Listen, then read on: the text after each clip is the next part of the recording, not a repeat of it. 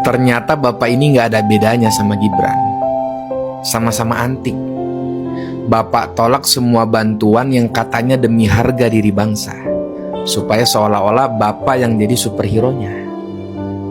Tapi bapak tahu nggak, yang bapak korbankan untuk harga diri bangsa itu apa? Mayat rakyat yang terus bertambah setiap hari karena kelaparan dan gak ada lagi harapan untuk hidup. Semua itu disebabkan ego dari dalam diri pemerintah yang angkuh, merasa bisa beresin masalah sendiri tanpa bantuan dari orang lain. Satu sisi bapak bilang harus gerak cepat, tapi bapak juga yang bilang kita gak ada tongkat Nabi Musa, jadi bapak suruh rakyat untuk sabar. Terus kenapa bantuan di depan mata bapak tolakin semua? Tolong pak, tolong, ini darurat. Bukan cuma soal 3 provinsi dari total 38 provinsi. Ini soal jumlah korban yang terus bertambah setiap menit, setiap detik. Malah sekarang belum beres masalah banjir Sumatera, bapak sudah perintahkan lagi untuk tanam sawit di Papua. Kami semua tahu bapak ini pengusaha sawit. Tapi harusnya bapak juga tahu dong kalau bencana ini akibat sawit yang menghancurkan posisi hutan. Ini maksudnya gimana pak? Bapak mau bencana Sumatera Jilid 2 terjadi lagi di Papua atau gimana? Coba jelaskan pak. Ini adalah data yang sangat sensitif yang bocor dari Menteri Keuangan kita yang sangat gua kagumi, Pak Purbaya Yudisadewo. Teman-teman, kalian akan merinding lihat video ini. Dan ini video ini gua tunjukkan kepada Pak Purbaya karena Bapak dalam bahaya, Pak. Saya akan langsung tunjukkan. Ini adalah data Bapak Purbaya Yudisadewo, ya. Nama, wajah, lokasi ditemukannya, Pak. Ini adalah NIK Bapak. Ini adalah tanggal lahir Bapak, ini adalah dokumen rahasia Bapak, email Bapak, dan di mana nanti gue tunjukkan passwordnya Bapak. Dan pastikan itu Pak, dan ini telepon Bapak. Ini adalah data NIK Bapak, Pak. Ini bocor ya Pak. Dan data ini kita tidak hack Pak, ini bocor karena ada institusi yang tidak kompeten menjaga data kita. Ini Bapak bisa lihat di wajah Bapak dengan garisnya. Ini NIK Bapak, ya, statusnya kritikal. Ini adalah alamat Bapak. Ya, bayangkan, lokasi Bapak bisa diakses kapan aja. Bahkan dari lokasi HP Bapak berada di mana itu bisa diketahui, Pak. Ini alamat Bapak.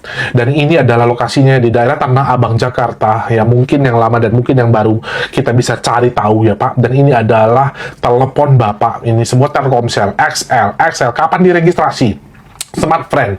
Dan ini adalah dari Tri. Dan ini yang lebih mengerikan, makin mengerikan ini Pak. Ini adalah keluarga Bapak ya. Ini nama Bapak. Ini tanggal lahir Bapak ya. Ini NIK Bapak. Bahkan nama orang tua Bapak. Bayangkan kalau nama ibu, nama Bapak diketahui, seberapa berbahayanya nasib kami warga negara Indonesia Pak.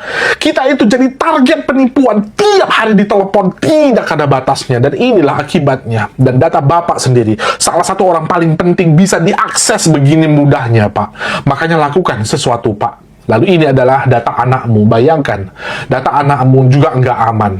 Yudo Achilles Sadewa, ini fotonya. Dek, tolong kasih tahu ke Bapak. Data kita bocor, Dek. Tolong lakukan sesuatu karena keluargamu, Dek, itu dalam bahaya.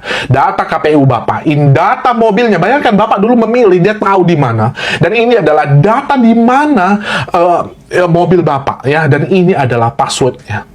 Pak, password Bapak. Saya bisa tahu, saya orang awam, saya orang IT awam, saya bisa tahu. Ada beberapa hacker yang ngomong ke saya, Mr. Bud, tolong kasih tahu ke Pak Purbaya bahwa dia dalam bahaya karena datanya sebocor ini.